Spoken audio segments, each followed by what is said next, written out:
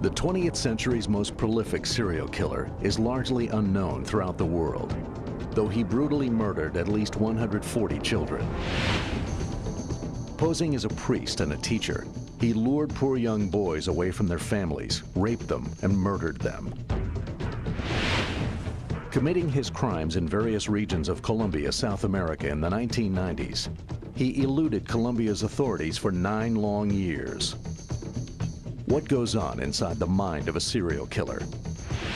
And how do the authorities go about catching one? We'll find out from the experts as we track Garavito, the world's worst serial killer.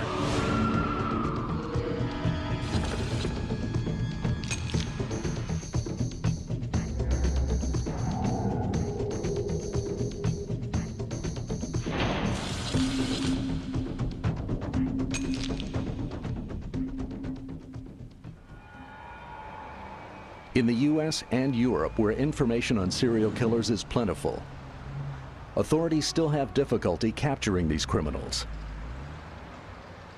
But imagine if a serial killer struck in a place where there was no authority over the populace, a place where the deaths of poor young boys could go unnoticed by society at large. Colombia, South America, population 41 million. The scene of political and social strife for the past 50 years, Colombia struggles daily to stabilize itself and provide security to its citizens. Mark Chernick, a professor of government and Latin American studies, has been following the history of violence in Colombia for many years. Colombia is a country with a long history of violence, and in the early 80s, when I was doing dissertation research at Columbia University in New York, I went to Colombia, the country, to study attempted negotiations between the government and the armed guerrilla movements to find a way out of it. 20 years later, the violence is higher, and I've been studying the peace process and the violence now for the last 20 years. At first, the random disappearances of street children didn't raise many eyebrows. While the authorities were aware of the problem, the people of Colombia were somewhat indifferent. You don't see many homeless adults in Colombia. You see homeless children. There's a large population of street children. They're caught up in a special subculture, and it's increasingly a violent one. And they disappear, and no one notices. The day began as usual at Los Centauros Park in the city of Villavicencio in eastern Colombia. Ivan Salvagal, along with other poor children of the region, hoped to sell some lottery tickets in order to pay for their schooling. But on this particular day, Ivan didn't come home at the usual time. Panicked, Ivan's mother alerted the authorities. It was the only hope she had of finding her son. She would have to convince someone to take the case on. That someone turned out to be prosecutor Fernando Aya. When we got there, Dr. Fernando was the first one to approach my husband and say, "Don't worry, we'll help you with your case." Aya had been investigating the murders of 13 children on the outskirts of Villavicencio for 6 months. Several mass graves had been found, something that was not at all common in his usual homicide investigations. The strange disappearances and the discoveries of children's bodies weren't limited to Villavicencio. Hundreds of miles away in the heart of Colombia's coffee district, many mothers were also desperately searching for their sons. Authorities worked diligently to solve the crimes, but homicide reports involving children continued to grow throughout Colombia, with no end in sight. Death notices extended to 70 locations throughout 13 states or departments, and even to towns in the north of Ecuador. In November of 1998, in a place known as Nacederos, a city 380 kilometers to the west of Bogota, there was another gruesome find. The bodies of 14 children were found, all bearing numerous cuts made by blades or knives. The initial forensic analyses of the victims determined that the children were Caucasian, between the ages of 8 and 14. Dr. Christy Kokonis, a forensic psychologist, talks about why the killer fixated on young boys. His victim choice of young boys clearly points to the fact that he had a fantasy of becoming involved with young boys.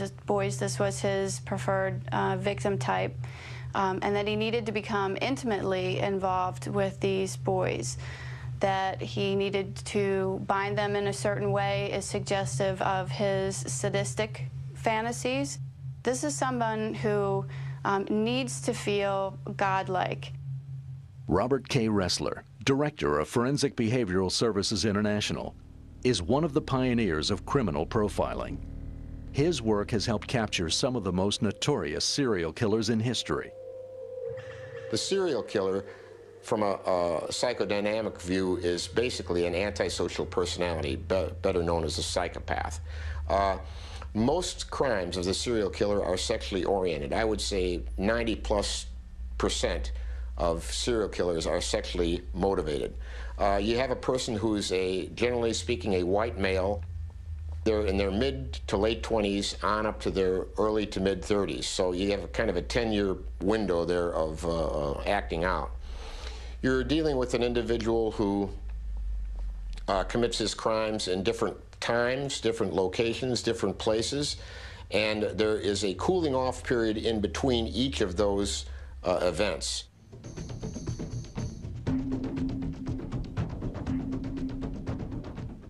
Now the authorities face the challenge of identifying the bodies with no time to waste.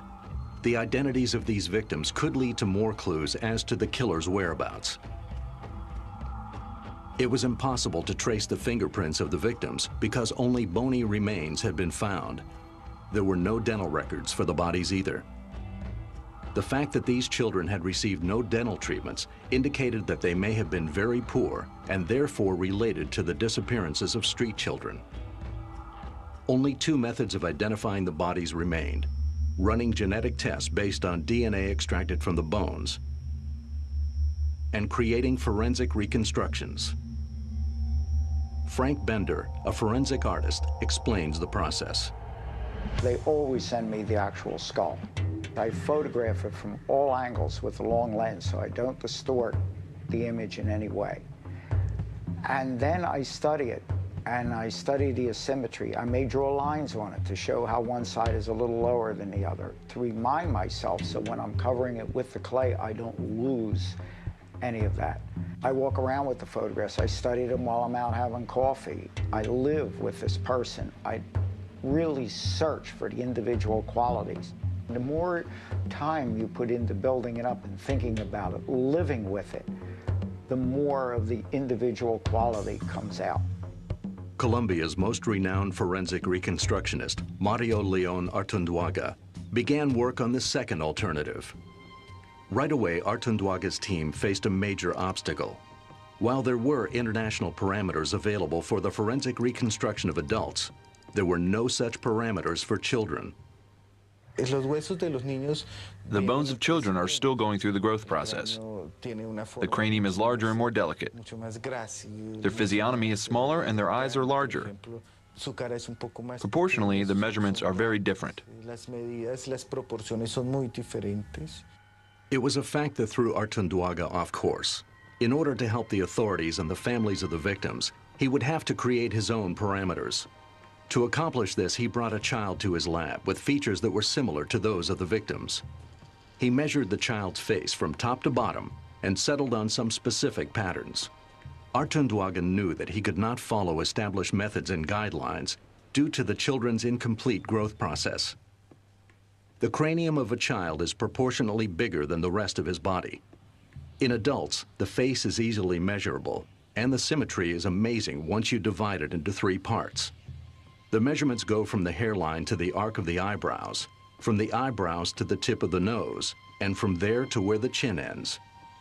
According to Frank Bender, there are other factors that determine the reconstruction of a face. Well, basically, the science is just knowing roughly the facial tissue muscle thicknesses.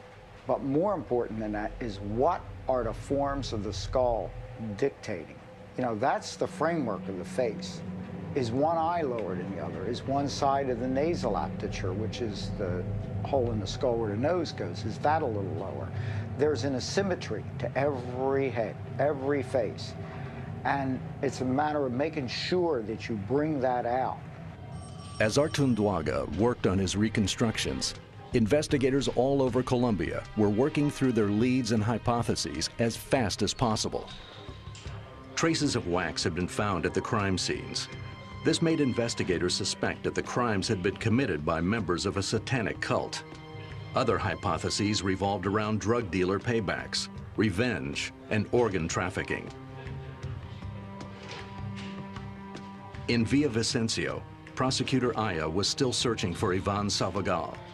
The boy's characteristics were similar to those of the other murdered children. These similarities were the beginning of the killer's profile.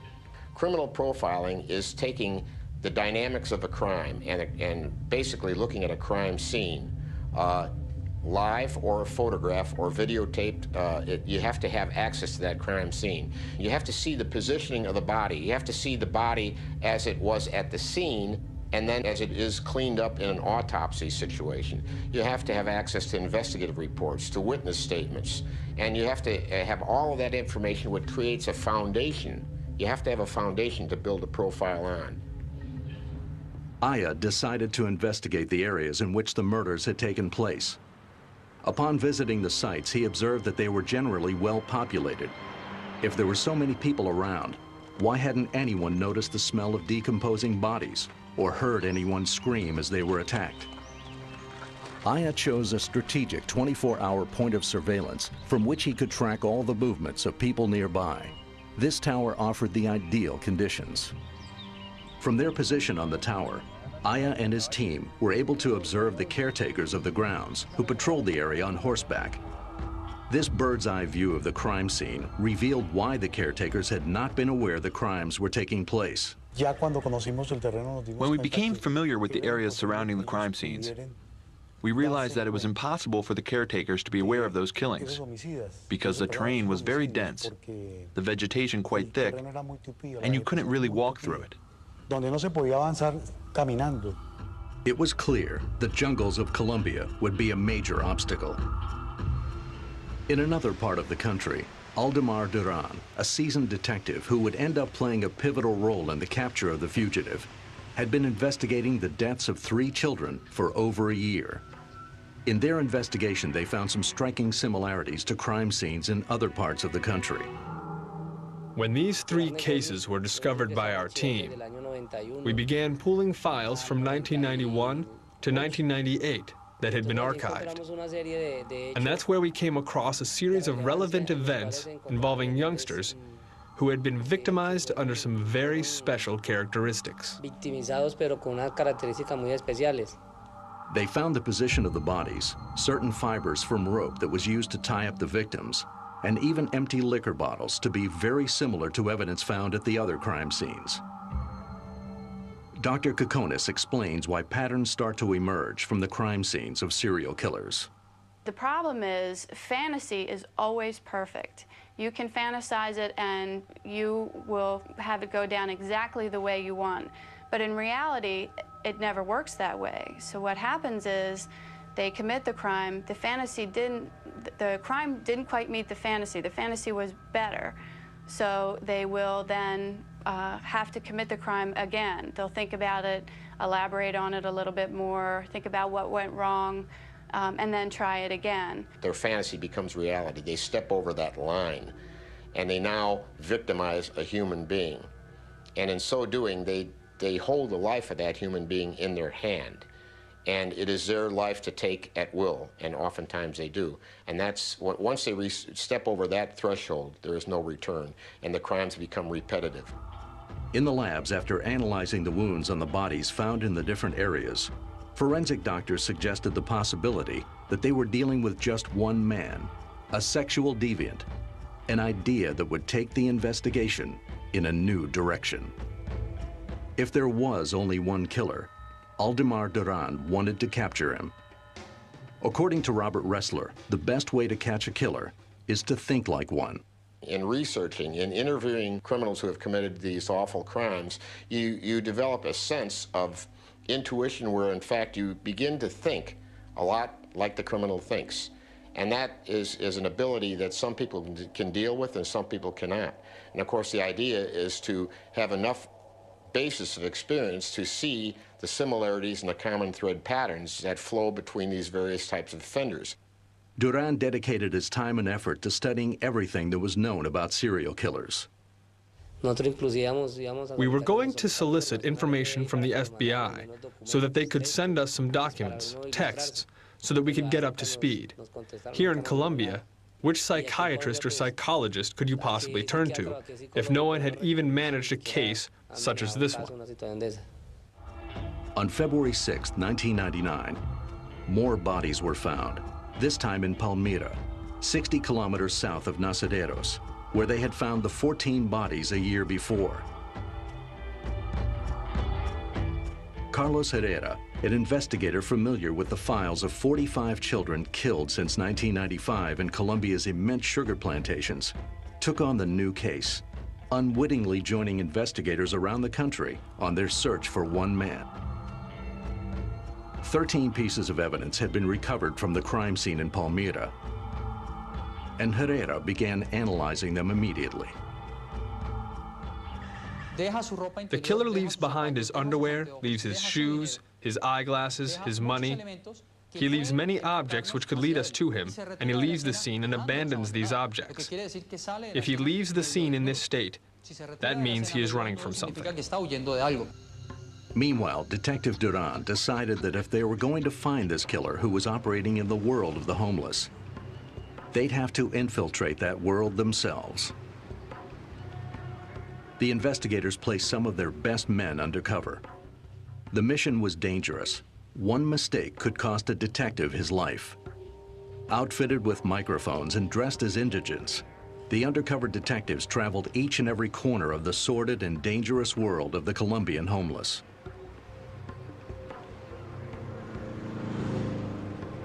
As Duran's men ingratiated themselves into this Colombian underworld, Carlos Herrera had discovered several details which would bring the prosecutors one step closer to the criminal's physical appearance.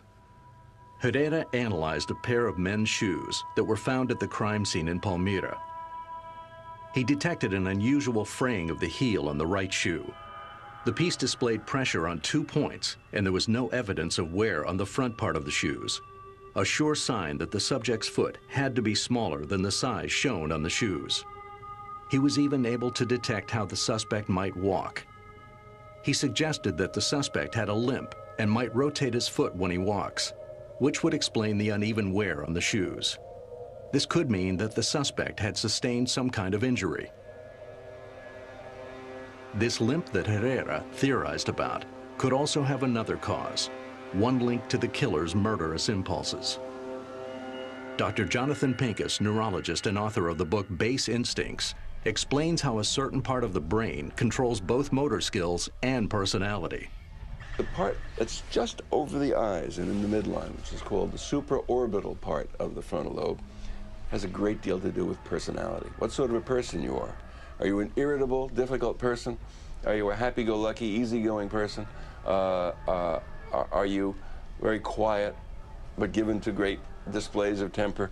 There are different kinds of people, and those are determined by the brain. The frontal lobe does a lot of things, and the most posterior part of the frontal lobe is devoted to voluntary movement. If it were damaged or removed, there would be weakness on the opposite side of the body. More studies revealed that this person's height range was between 1.63 meters and 1.67 meters. The criminal also left behind a pair of glasses that had been partially burned. While they couldn't account for the charring on the glasses, tests revealed that the user of these glasses suffered a condition which afflicts people in a specific age range. We determined from the prescription on the lenses that the user was between 40 and 45 and between 55 and 60 years old. A detailed study of the everyday wear of the glasses also produced a presumed facial structure. The wearer had bent the arms of the glasses, indicating that he might have oddly placed ears. Investigators had also discovered that the criminal moved from one place to another with ease. This was determined after tracing some currency left by the killer at the crime scenes. There were nearly 180,000 pesos that were traced to the killer which had been distributed in the southern part of the country and in the city of Ipiales on the border of Ecuador. The crime labs had produced clear results. They were looking for a man with a limp who was between 1.63 and 1.67 meters tall, between the ages of 40 and 45 or 55 and 60, who always consumed the same brand of liquor and who wore eyeglasses. The authorities pulled legal paperwork from the last 10 years involving pedophiles. After finding over 5,000 cases of aggression against minors, they discarded all those relating to attacks against girls. There were over 1,500 files left. After inspecting them, the investigators excluded those involving perpetrators under age 42. This left 95 persons, of which only 45 were within the 1.63 and 1.67 meters height range. They then proceeded to select those people who committed crimes in the areas where the majority of the victims were found.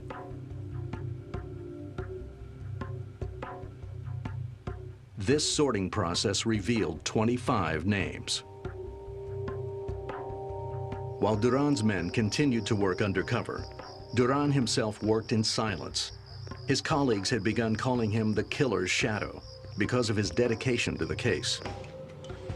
A dedication that took him to Bogota for more background on these types of killings. After days of reviewing the documents, the Shadow came across a case reported in 1996 in the city of Tunja, located 250 kilometers to the north of Bogota. The file described the disappearance and death of a 12-year-old boy named Ronald Delgado. His body had been found in some bushes, and the characteristics of his death were similar to those currently being investigated. According to the documents filed that year, the owner of a store and several local prostitutes testified that they had last seen the youngster in the company of a man who was not from the region. The file described how the suspect had been detained and interrogated, only to be let go due to insufficient evidence. That suspect was Luis Alfredo Garavito, a man whose name was also on the list of the 25 suspects. The photocopy of Garavito's ID contained in the file showed that he was a native of Genova, the town where the first 3 cases the Shadow was investigating had been reported. Another bit of information that piqued the investigators' interest was the place of residence given by Garavito in his written statement. He declared that he lived in Trujillo, a place where children's bodies had also been found. Meanwhile, searches were being conducted in Pereira, a city hundreds of kilometers to the west of Bogota. The results of these searches pointed to one suspect, Pedro Pablo Ramirez Garcia, known as Pedro Pachuga. This individual had a long record of sexual abuse against children that began in 1980. Ramirez limped from the same leg as the man they were looking for. He was 44 years old. His height was within the range specified by the detectives, and he had been seen in the street selling honey contained in the same kind of liquor bottles found at the crime scenes. The disappearance of 2 other boys on October 1st, 1997, from a bus terminal in Pereira seriously implicated Pedro. The 2 young boys were found dead, their bodies showing signs of having been tortured and sexually abused. Furthermore, another boy had identified Pedro as the man who tried to rape him. The eyewitness testimony was all the authorities needed to begin their search for Pedro Pachuga.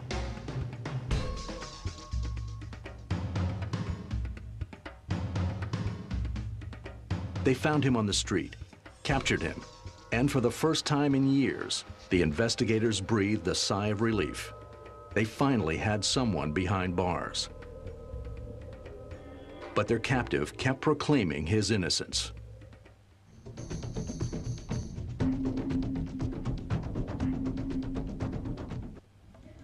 With a body count on the rise and the police left with very little to go on, Colombian authorities had gotten word from the forensic labs that there was a possibility that all of the crimes they were investigating might be the work of one man.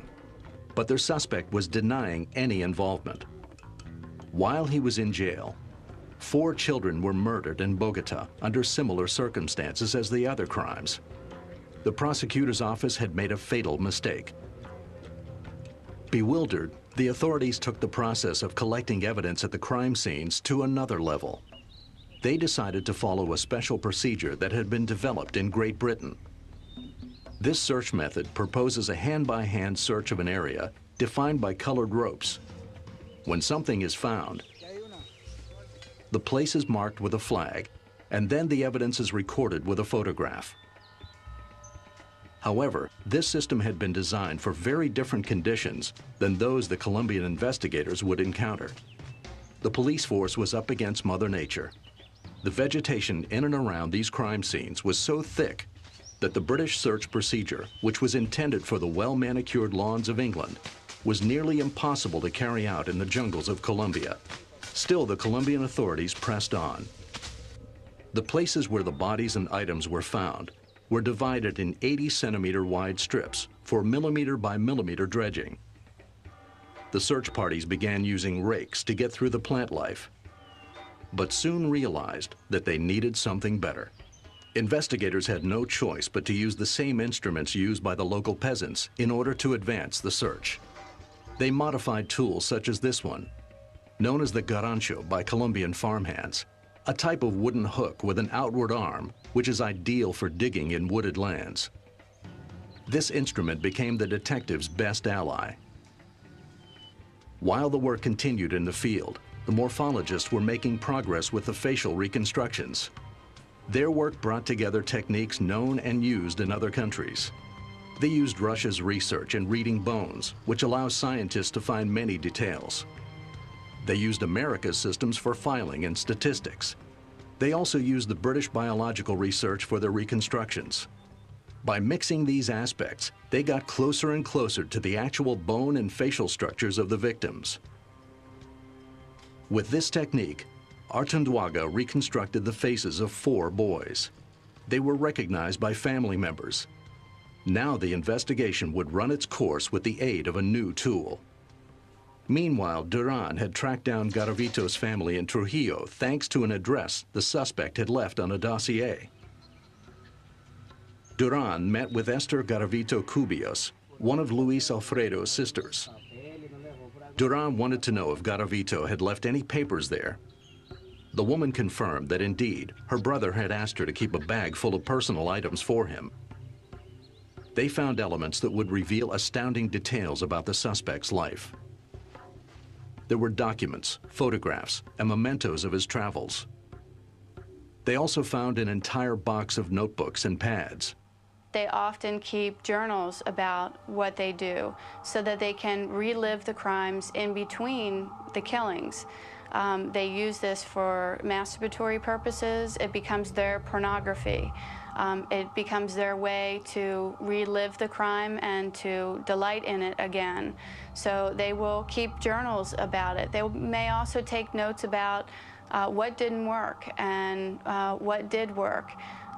They'll very carefully catalog what type of victim it was, the age, description of the child, what the exact events that took place, how they felt, what the child may have said to them or the victim may have said to them. Again, as much information as they can so that they can relive the crime. Aldemar Duran's team carefully analyzed each item. The bag also contained photos of Luis Alfredo Garavito himself. Days later, Duran established that a judicial body in Corinto implicated Garavito in another homicide, also involving a minor. He returned to the documents in the bag from Trujillo and found a receipt for money wired to a woman in Pereira. The prosecutor's office tracked down the address and, to everyone's surprise, recovered another suitcase filled with chronicles of his travels from 1994 to 1997. They found national and regional newspapers, bus tickets, photographs, and even a few lottery tickets, like the ones Ivan Salvagal was selling before he disappeared. Also, synthetic fibers, razors, and lubricants, the same elements that were found in all the crime scenes, were found in the bag. We surmised that the person who had been in Palmira committing the crimes must have burned himself, judging from evidence we had found at the scene and the condition of the crime scene itself. Duran's theory was correct. and explained the charring on the glasses and other items found at the crime scenes. The wounded and heavily burned criminal traveled 6 hours in considerable pain until he got to Pereira in an effort to distance himself from his latest victim. There he sought help in a small pharmacy, but then disappeared without a trace. Now detectives were certain that they were looking for a man with burns on his left arm, on his side, and on one of his legs. On the night of April 22, 1999, the search for Ivan Salvagal was intensifying. At 7:15 p.m., police received an emergency call. Terrified, an auto store employee reported the presence of a boy who claimed to have escaped from a man who tried to sexually abuse him. The police and Ivan's mother, Maria, went to where the child had been found. Maria recognized the boy immediately. It was Ivan. Just imagine. I don't wish this on any mother because it's so devastating to get there and find your child saying someone wanted to rape him and kill him and telling him awful things. The authorities knew they were closing in on the child murderer. Ivan told the police that a homeless man happened to pass by at the exact moment when the predator tried to assault him. That homeless man had saved Ivan's life. The assailant followed Ivan and the homeless man, but disappeared without a trace when the two were finally discovered by the store owner. The killer had narrowly escaped capture once again. Discouraged, the police headed back to headquarters to regroup. But then something unexpected happened. As Ivan was riding with his mother in a police car, he spotted the aggressor. The detainee identified himself as Bonifacio Moreira Liscano, a man whose name did not appear on the police list of 25 suspects. The authorities arrested him anyway. Not once did he show he was frightened. He wanted to avoid being captured by acting serene, and at no point did he seem agitated. They know what's supposed to be said, but they don't have the feelings behind it. So that you'll get crocodile tears and things like that. Oh, I think it's just so tragic that, you know, this is happening to these children. I can't imagine what kind of person would do this sort of thing. Meanwhile, it's them. They're the person that has done this. When prosecutor Aya learned of Bonifacio's capture, he visited the prisoner and noted the amazing similarity between this man and Luis Alfredo Garavito. Later, Aya discovered Bonifacio Moreira's signature was different on each document that he signed on the night of his apprehension. Aya was now certain that they had the right man. After Bonifacio Moreira was detained, the prosecutor's office summoned investigators throughout the country to a summit meeting for the purpose of exchanging information on the case.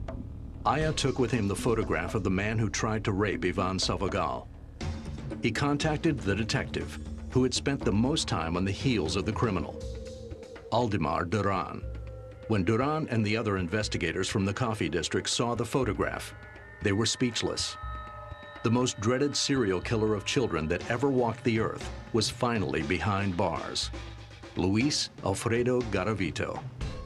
Everything matched. He was 42 years old. He was 1.67 meters tall. He wore glasses, and he had scars and burns on his left arm and on his side.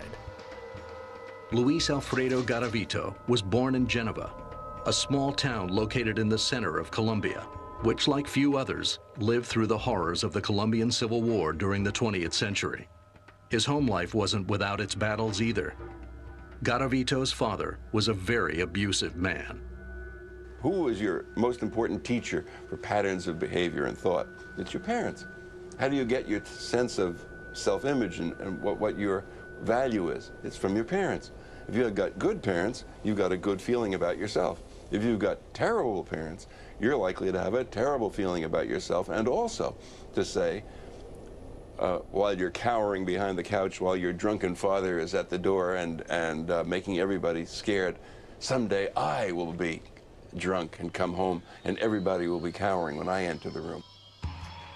To escape this abuse, Garavito left home at a very young age and began wandering the world. He led an apparently normal life on the road, even holding a steady relationship with a woman who had a son from a previous relationship. By all reports, Garavito never harmed the woman's son. Not even this woman who was so close to him suspected this individual's criminal behavior. Behind a kindly facade hid a dreaded murderer. Even with all the evidence gathered against Garavito, the investigators had another obstacle to overcome. They still had to prove he was guilty in the eyes of the law. Because he knew the suspect well, Duran suspected that Luis Alfredo Garavito had kept other records of his travels and crimes. And perhaps the authorities would be able to find evidence more damning than that found in the other bags of clippings and notebooks. Duran and his colleagues talked Mrs. Ambar Toro, one of Garavito's best friends, into cooperating with the authorities. They wired Mrs. Toro with a hidden microphone and had her visit the jail where Garavito was being held. After a long conversation, Garavito confirmed the existence of yet another bag, which he had given to the wife of another prisoner. Once again, Duran had been right. More documents emerged, and even children's photos, as well as a wrinkled paper with strange marks scribbled on it. Authorities would later discover that this was a personal tally of his victims. But it was necessary to take samples of Garavito's hair and blood to a lab, to run DNA tests on them, and show the correlation between him and evidence collected at the crime scenes. It was also important to give Garavito an eye exam that would prove that the burnt glasses found in Palmira belonged to him, so that Garavito would not suspect anything and purposefully lie on his eye exam. All of the prisoners were subjected to the same test Garavito was. And while this was going on, detectives searched his cell and obtained hair samples left on a pillow for the DNA tests. These tests came back positive, matching the DNA gathered in Garavito's cell to the DNA gathered from the liquor bottles and bodies at the crime scenes. But Colombian prosecutors weren't content with the information they had. For the first time, the Colombian authorities used the LINK program as an investigative tool. LINK is a Dutch software that is able to associate events, coincidences, and probabilities that might indicate connections between seemingly unrelated crimes. The LINK program was able to cross-reference 5 million pieces of data per second. The results were simple. Garavito had been in every one of the crime locations. Investigators fed hotel reports, testimonies, and evidence into the system. And what came out was confirmation that Garavito was their man. Colombian prosecutors were now satisfied that the case against Garavito was airtight. Armed with all the evidence, the prosecution decided to interrogate Luis Alfredo Garavito and get a confession. Garavito denied everything, saying none of the evidence belonged to him. He swore on his soul that he was a good man, and with tears in his eyes, he claimed that such accusations were nothing more than a grave error by the Colombian authorities. After 8 or 9 hours of interrogation, and not the slightest crack in Garavito's demeanor, the head of the interrogation, Lily Naranjo, decided to end it. It seemed the police had failed in their objective, which was to destabilize him, catch him in a lie, and coax a confession out of him. When you get a person who perseveres and really pursues an investigation, they are the only person that is going to be very effective with that individual. To bring in somebody cold who knows nothing about the case or just a little bit to do the final interrogations is a losing game. So a person who's lived this, breathed this, day in and day out for weeks, months, years, is going to be the person that's going to break the individual down.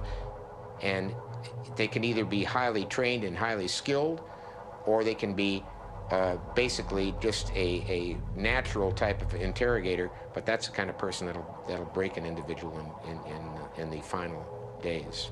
All hope was not yet lost. Nobody knew Garavito better than the killer's shadow, Aldemar Duran. Prosecutor Naranjo authorized a private meeting between Duran and the murderer. Using the prudence and keen perception of a weathered homicide detective, Duran described in precise detail the ways in which Garavito tricked his victims and the death rituals he performed on them. He hoped that making Garavito relive all of his fantasies would cause the killer's facade to break. Hearing of the killings left Garavito speechless. I knew of situations he had been in at each of these towns, how he had arrived, whom he had been with, how he was dressed. As Duran spoke, the killer began to feel his world crumbling around him. And finally, after 18 hours of questioning, Duran heard the words he'd been waiting for straight from Luis Alfredo Garavito's mouth.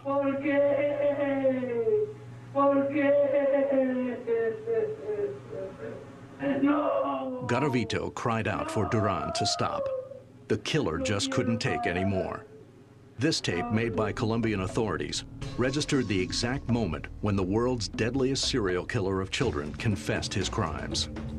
Then, with terrifying detachment, Garavito related the details of his crimes.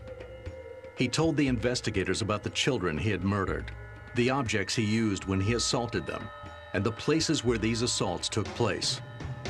Garavito defended himself by saying that in every instance, he had been possessed by a malignant spirit.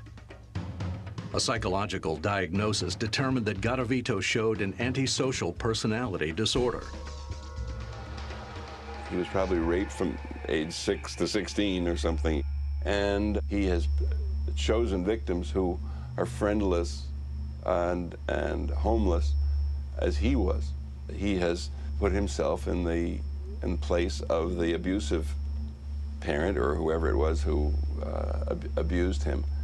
And as I said, the psychiatrists call that identification with the aggressor, and I say it's like wanting to be like your old man. He gets a great sense of pleasure out of being the one who is now doing the torturing as opposed to the one who was being tortured. They enjoy seeing the pain and suffering of another person, but the pain is really just a tool to elicit that suffering that makes them feel godlike, that gives them an ego boost. But it's a temporary fix. It's something that they need to repeat and to do again and again.